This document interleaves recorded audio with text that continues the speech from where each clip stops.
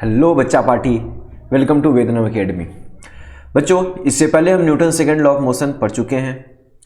Proper definition में बताया था क्या force is proportional to change in momentum with respect to time. इसी को बोलते हैं हम लोग rate of change of momentum. इसके बाद इसका ब्रॉड एक्सप्लेनेशन था। एक बार फिर से मैं बता देता हूँ, force is proportional to change in momentum with respect to time. अब यहाँ पे प्रोपोर्शनलिटी कांस्टेंट में लिया था के dp अपॉन dt, और फिर मैं क्या बताया था फॉर सिंपल फोर्सेज के इक्वल्स टू 1। फिर क्या होता है, हम अभी ले सकते हैं f equals to dp upon dt।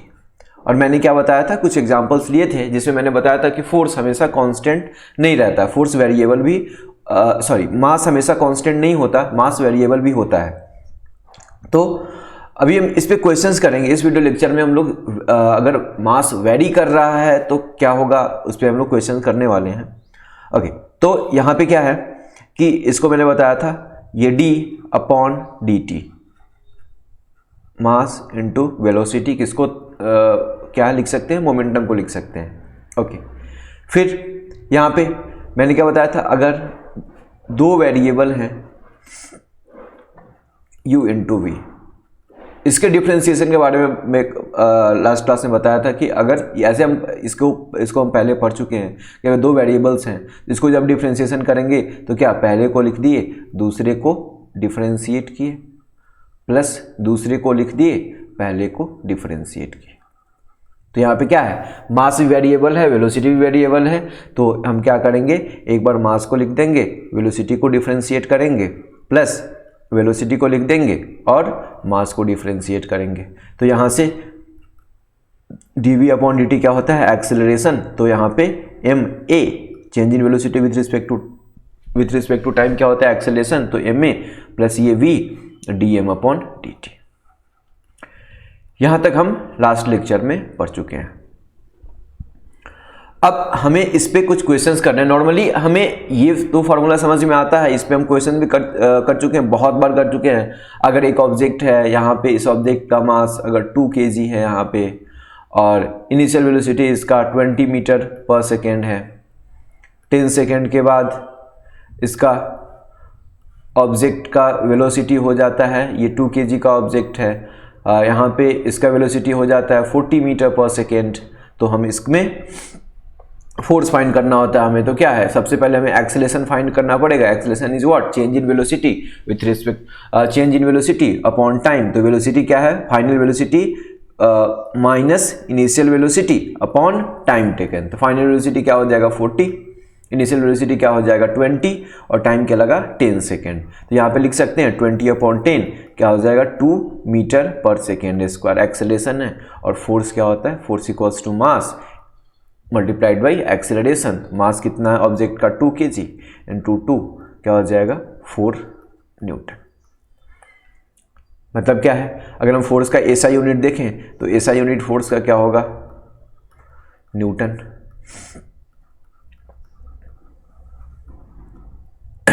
किस पे लिखते हैं हम लोग, इसको रिप्रेजेंट करते हैं हम एन से। ओके, और इसका डिराइव्ड यूनिट भी हमसे पूछा जाता है। इसका डिराइव्ड यूनिट क्या होगा, डिराइव्ड यूनिट में क्या है, force is what, mass into acceleration. तो क्या मास का केजी और एक्सेलरेशन को क्या लिख सकते हैं हम लोग, मीटर पर सेकेंड स्क्वायर। तो इसी 1 kg metre per second square equals to 1 newton. Okay, इसका डायमेंशन हमसे पूछा जाता है। डायमेंशन क्या है, तो डायमेंशन के लिए हम लोग लिख सकते हैं इसका फोर्स इक्वल्स टू मास का m और मीटर का l, टाइम का t, लेकिन पर सेकेंड स्क्वायर है तो mlt माइनस 2। ये फोर्स का डायमेंशन हो गया। स्केलर की वेक्टर है तो ये वेक्टर क्वांटिटी हो जाएगा। डायरेक्शन क्या हो जाएगा, जिस डायरेक्शन में एक्सेलरेशन है, ध्यान रखना, जिस डायरेक्शन में वेलोसिटी का चेंज है उस डायरेक्शन में फोर्स होगा। क्या, इन the direction of acceleration, in the direction of acceleration. Okay, जैसे इसके डायरेक्शन के लिए हमें समझना है, एक ऑब्जेक्ट है, यहाँ पे इसका वेलोसिटी है 30 मीटर पर सेकेंड। यहाँ पहुँचते पहुँचते इसका वेलोसिटी हो गया है 10 मीटर पर सेकेंड। तो यहाँ पे कुछ टाइम लगा होगा t, यहाँ पे वेलोसिटी इस डायरेक्शन में है, बट चेंज इन वेलोसिटी अगर कंसीडर करें हम तो क्या होगा, यहाँ पे फाइनल वेलोसिटी 10 अगर कंसीडर कर 10 है और इनिशियल वेलोसिटी 30 है, टाइम यहाँ पे t लगा, मतलब क्या हुआ, इसे हम एक्सेलरेशन बोलते हैं। क्या हुआ, -20/t, t का कुछ वैल्यू होगा 1 2 3 कुछ भी मान सकते हैं हम, क्वेश्चन में गिवन रहेगा। तो है क्या, यहाँ पे एक्सेलरेशन यहाँ पे निगेटिव आ रहा, मतलब क्या हुआ कि चेंज इन वेलोसिटी किस डायरेक्शन में हो रहा है, इस डायरेक्शन में। मतलब वेलोसिटी अगर इस डायरेक्शन को हम पॉजिटिव मानते हैं तो this direction will be negative, तो यहाँ पे एक्सेलरेशन हमारा क्या हो जाएगा, निगेटिव एक्सेलरेशन हो जाएगा। तो जिस डायरेक्शन में एक्सेलरेशन होगा, एक्सेलरेशन को हम इस डायरेक्शन में मानेंगे तो रिटार्डेशन इस डायरेक्शन में हो जाएगा। विथ वेक्टर एक्सेलरेशन यहाँ पे होगा, तो यहाँ पे फोर्स इस डायरेक्शन में एक्ट हो रहा है। और ऑब्वियसली कॉमन सेंस से समझ में आ रहा है हमें कि फोर्स इस ये चेंज इन वेलोसिटी हो रहा है, इसका वेलोसिटी कम हो रहा है, तो कोई फोर्स होगा जो इसके वेलोसिटी को रिड्यूस कर रहा होगा। तो this will be direction of acceleration and this will be direction of force. इसलिए force will be in the direction of acceleration. जहां एक्सेलरेशन का डायरेक्शन होगा, मतलब जहां चेंज इन वेलोसिटी का डायरेक्शन होगा, not direction of velocity, change in direction of velocity. जिस direction velocity change हो रहा होगा उस डायरेक्शन में एक्सेलरेशन हो रहा होगा। ओके, उस डायरेक्शन में फोर्स लग रहा होगा। तो ये बेसिक है किसके बारे में, फोर्स और न्यूटन जो सेकेंड लॉ ऑफ मोशन है उसका। ठीक है, मेनली अभी हमें क्वेश्चन करने हैं चेंज इन मास के बारे में, क्योंकि ऐसे क्वेश्चन तो हम बहुत कर चुके हैं पहले से। हमें क्वेश्चन करने यहां से, ये अगर ऐसा कुछ है, अगर मास भी चेंज हो रहा है तो क्या होगा, तो इस पर एक दो क्वेश्चन करते हैं अभी हम। इसका प्रैक्टिकल एग्जांपल, जैसे एक ये ट्रक है, ये सैंड से भरा हुआ है, ये ट्रक अभी 4 मीटर पर सेकेंड से मूव कर रहा है, और इसी इंस्टेंट पे यहाँ पे इस ट्रक में एक होल हो जा रहा है यहाँ पे, और यहाँ से सैंड बाहर आने लग रहा है, ये रेत यहाँ से बाहर आना स्टार्ट हो गया इसका। ओके, और मैं मान लेता हूँ कि ये 1 ग्राम पर सेकेंड रेत ये सैंड बाहर आ रहा है। तो मैंने क्या बताया था कल के लास्ट वीडियो लेक्चर में, मैंने बताया था कि जो फोर्स होता है वो किस पे डिपेंड करता है, सिर्फ वेलोसिटी पे डिपेंड नहीं करता है, उसके मास, मतलब एक्चुअल में force is change of momentum, not only change in velocity. यहाँ पे जो ये जो रिजल्ट है हमारा, एक रिजल्ट अगर हम कंसीडर करें तो यहाँ पे सिर्फ मास को कांस्टेंट कंसीडर करके हम लोग सिर्फ एक्सेलरेशन का चेंज कंसीडर करते हैं, लेकिन हर केस में ऐसा नहीं होता, हमें मास को कंसीडर करना पड़ेगा। और एक्चुअल में यहाँ पे बहुत कम चेंज हो रहा है मास का, फिर भी मास का चेंज हो रहा है।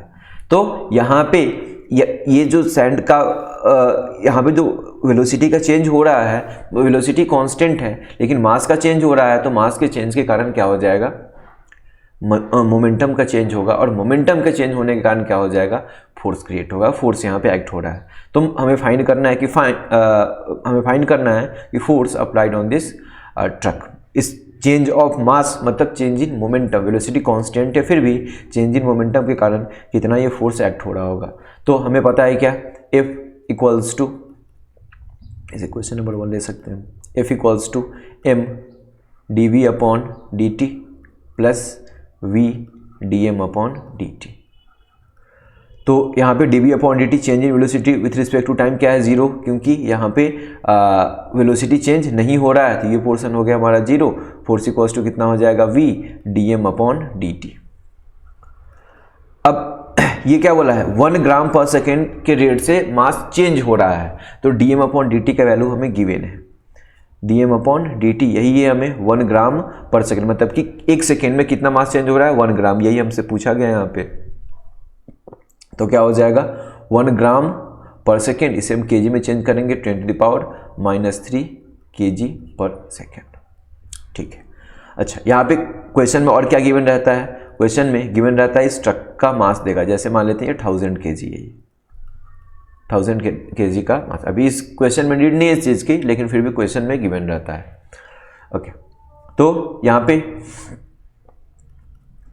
वेलोसिटी क्या है 4 और dm/dt का वैल्यू कितना दिया हुआ है 10⁻³ kg/s। तो ये मीटर पर सेकेंड, ये kg/s है, kg metre per second square हो जाएगा, मतलब ये SI यूनिट में आ जाएगा। तो क्या हो जाएगा, this is the 4 × 10⁻³ Newton. Obviously बहुत छोटा फोर्स होगा क्योंकि मोमेंटम का चेंज भी बहुत छोटा हो रहा है। 1 ग्राम चेंज हो रहा है 1 सेकेंड में, तो मोमेंटम का चेंज बहुत छोटा हो रहा है, लेकिन फोर्स तो है। तो this will be the amount of force acting on this truck. Okay, तो ऐसे क्वेश्चंस यहाँ पे पूछे जाते हैं। और क्या पूछे जाएंगे, एक दो और क्वेश्चन लेते हैं हम इस पे। यही ट्रक है, ट्रक का मास फिर से मान लेते हैं हम 1000 kg है, 1000 kg है, और यहाँ पे वेलोसिटी इस बार 8 मीटर/s था। और हो क्या रहा है कि यहाँ पे इस ट्रक, अभी बारिश होनी स्टार्ट हो गई, बारिश हो रही है, और हर एक सेकेंड में जो ये ऑब्वियसली यहाँ पे वाटर कलेक्ट होना स्टार्ट हो जाएगा, तो इसका मास धीरे धीरे इंक्रीज होगा। मैं मान लेता हूँ तेज़ बारिश हो रही है, तो कुछ 2 ग्राम/s के रेट से बारिश यहाँ पे ये वाटर कलेक्ट हो रहा है। तो हमसे पूछेगा ऑब्वियसली फिर से क्या हो रहा है, इनिशियल मास 1000 था, लेकिन मास में चेंज हो रहा है। तो हम फिर से हमसे पूछेगा find force applied on the truck. तो फोर्स इक्वल्स टू क्या हो जाएगा, m/dv/dt प्लस v dm/dt। तो यहाँ पे क्या हो जाएगा, मास कितना दिया हुआ है, मास गिवन है 1000, लेकिन dv/dt कितना है 0। यहाँ पे बारिश होने के कारण ट्रक के वेलोसिटी में कोई चेंज नहीं हो रहा है, तो ये हो जाएगा 0। तो force will only depend on v dm/dt। तो वेलोसिटी कितना है 8 और dm/dt का वैल्यू कितना है 2 ग्राम/s। ये मास किस रेट से चेंज हो रहा है, हमें बस rate of change of mass चाहिए। तो 2 ग्राम/s मतलब क्या हो जाएगा 2 × 10⁻³ kg/s। तो इसे हम लिख सकते हैं 2 × 10⁻³ तो यहाँ से क्या हो जाएगा 8 2 × 16 × 10⁻³ न्यूटन। ऐसे बेसिक क्वेश्चन आते हैं इस पे। और क्या हो सकता है यहाँ पे, जैसे एक रॉकेट है, ये क्वेश्चन नंबर 2। क्वेश्चन नंबर 3,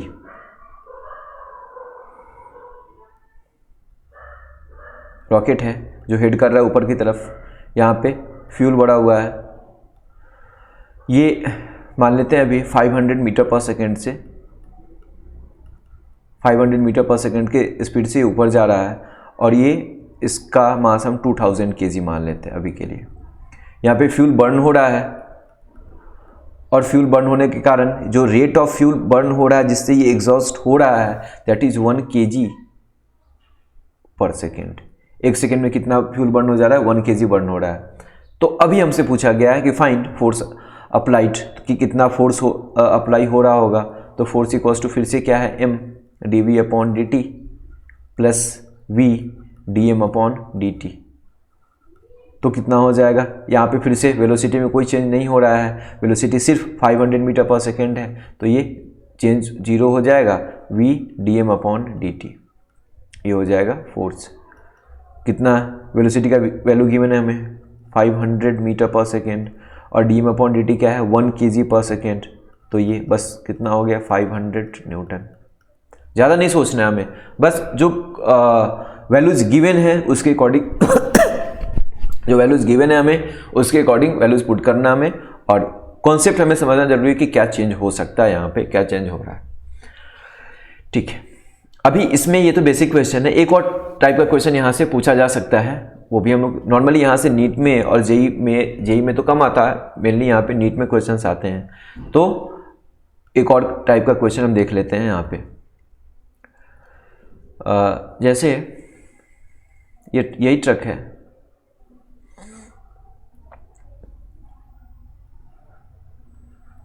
यहाँ पे वेलोसिटी था इसका 10 मीटर/s। ठीक है, थोड़ी देर बाद यहाँ पे पहुँच चुका है ये, वेलोसिटी हो गया इसका 20 मीटर पर सेकेंड। यहाँ से यहाँ तक जाने में इसे 2 सेकेंड लगा। ओके, यहाँ पे अभी वेलोसिटी चेंज, इसके पहले वेलोसिटी चेंज हम कंसीडर नहीं कर रहे थे, इस बार हम वेलोसिटी चेंज कंसीडर कर रहे हैं।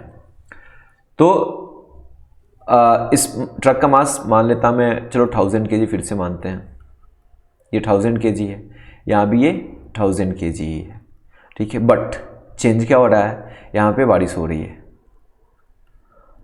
बारिश हो रही है और 10 ग्राम पर सेकेंड के स्पीड से ये बारिश हो रही है। मतलब कि वाटर जो कलेक्ट हो रहा है वो 1 सेकेंड में 10 ग्राम वाटर यहाँ पे कलेक्ट हो जा रहा है। तो यहाँ पे दोनों चीज़ें चेंज हो रही है। क्या क्या चेंज हो रहा है, इसका मास भी चेंज हो रहा है, इसका वेलोसिटी भी चेंज हो रहा है। मतलब कि अभी जो हमारा फॉर्मूला था F = m dv/dt plus v dm/dt, इसे हमें कंप्लीटली यूज़ करना पड़ेगा। इसके पहले बस ये वाला पोर्शन हमारा जीरो हो जा रहा था और इस वाले पोर्शन का हम यूज़ कर रहे थे, लेकिन अभी हमें पूरे पोर्शन का यूज़ करना पड़ेगा। तो देखते हैं क्या कर सकते हैं। यहाँ से यहाँ पे मास तो चेंज हो रहा है, मास कंटिन्यूसली इंक्रीज कर रहा है, लेकिन ये 1000 kg के कंपैरिजन में ये मास बहुत कम है। यहाँ भी बारिश हो रही होगी, मास कलेक्ट हो रहा है, लेकिन 1000 kg के कंपैरिजन में ये जो 10 ग्राम पर सेकेंड के रेट से चेंज हो रहा है, ये बहुत कम चेंज है। तो अभी हम जो इसका कांस्टेंट हमें मास लेना है, वो कांस्टेंट मास हम 1000 kg कंसीडर कर सकते हैं, इसमें कोई दिक्कत नहीं है। देखो, हमें यहाँ पे एकदम से एग्जैक्ट नहीं फाइंड करना, थोड़ा सा हम और अप्रोक्सीमेशन की बात नहीं बता रहा मैं, इतना कम चेंज है कि उसे हम नेग्लेक्ट कर सकते हैं। अप्रोक्सीमेट नहीं कर रहा मैं, बहुत कम चेंज होने के कारण उसे हम नेग्लेक्ट कर सकते हैं। तो यहाँ पे क्या हो जाएगा, फोर्स इक्वल्स टू मास कितना है यहाँ पे 1000 हम कंसीडर कर लेते हैं। dv/dt क्या है, वेलोसिटी का चेंज 20 - 10 अपॉन टाइम कितना हो जाएगा 2 सेकेंड प्लस वेलोसिटी। हाँ, अब हमें यहाँ पे कांस्टेंट वेलोसिटी लेना पड़ता है, और आपको पता है कि अगर ऑब्जेक्ट हमारा ऑब्वियसली यहाँ पे एक्सेलरेट कर रहा है, 10 मीटर पर सेकेंड था, 2 सेकेंड के बाद 20 मीटर पर सेकेंड हो गया है, मतलब एक्सेलरेशन हो रहा है। तो कभी भी अगर वेलोसिटी चेंज हो रहा है, यूनिफॉर्म रेट से एक्सेलरेट कर रहा है, तो हम क्या फॉर्मूला लेते हैं, एवरेज वेलोसिटी। हमें क्या कांस्टेंट वेलोसिटी कंसीडर करना पड़ेगा, और कांस्टेंट वेलोसिटी हम क्या कंसीडर करते हैं, एवरेज वेलोसिटी। तो एवरेज वेलोसिटी कितना हो जाएगा हमारा 20। क्या होता है एवरेज वेलोसिटी का फॉर्मूला क्या होता है, u + v/2। u का वैल्यू कितना हो गया हमारा 20, v का वैल्यू कितना हो गया 20, u का वैल्यू है हमारा 10/2, तो ये 30/2 15 मीटर पर सेकेंड। तो एवरेज वेलोसिटी क्या हो जाएगा हमारा 15। और मास किस रेट से चेंज हो रहा है, dm/dt क्या है हमारा 10 ग्राम पर सेकेंड। तो 10 ग्राम को 10⁻³ kg पर सेकेंड हम बोल सकते हैं। यहाँ से हम फोर्स कैलकुलेट कर लेंगे, 1000 इंटू ये क्या हो जाएगा 10/2 5 प्लस दिस विल बी 15। अच्छा, यहाँ पे मास इंक्रीज कर रहा है, कभी कभी मास डिक्रीज भी करता है, तो उसे हमें माइनस कंसीडर करना पड़ता है। ये कितना हो गया ये, ओके 150/1000 हम ले सकते हैं। तो कितना हो जाएगा ये 0.15 हो जाएगा। तो F = ये 5000 प्लस 0.15, ये जो भी इसका आंसर आएगा दैट विल बी न्यूटन। ठीक है, तो बहुत कम चेंज है, लेकिन फोर्स तो है यहाँ पे। हाँ, अगर यहाँ पे सैंड निकल रहा होता तो यहाँ पे ये हम इसको माइनस करते, सब्ट्रैक्ट करते, जैसे सैंड का क्वेश्चन होता है यहीं पे। तो जो rate of change of mass होता है दैट विल बी dm/dt। कम हो रहा होता तो हम क्या कंसिडर करते, दैट विल बी निगेटिव। अगर इंक्रीज कर रहा है, मास ये डिक्रीज कर रहा है तो निगेटिव, और अगर यहीं पर ये इंक्रीज कर रहा होता तो हम इसे कंसिडर करेंगे पॉजिटिव। तो ये पॉजिटिव कंसिडर करते हैं। ओके, तो इस तरह के क्वेश्चन इस टॉपिक से, मतलब Newton second law of motion के जो कंप्लीट जो फॉर्मूला है हमारा m dv/dt plus v dm/dt, वहाँ से इस तरह के क्वेश्चन पूछे जा सकते हैं। बाकी क्वेश्चंस यहाँ से ऐसे क्वेश्चन पूछते हैं, मेनली नीट में पूछते हैं। बाकी क्वेश्चन पूछे कहाँ जाते हैं, आगे जो हम लोग अभी फ्री बॉडी डायग्राम पढ़ेंगे, पहले तो Newton's third law of motion पढ़ेंगे और फिर फ्री बॉडी डायग्राम पढ़ेंगे, तो फिर वहाँ से बहुत सारे क्वेश्चन पूछे जाएंगे। तो अभी के लिए इतना रहने देते हैं, मिलते हैं नेक्स्ट वीडियो लेक्चर में। तो फिर बाकी हम Newton's third law of motion and फिर फ्री बॉडी डायग्राम, फिर डीप में चले जाएंगे हम न्यूटन्स लॉ ऑफ मोशन के। ओके। Thank you.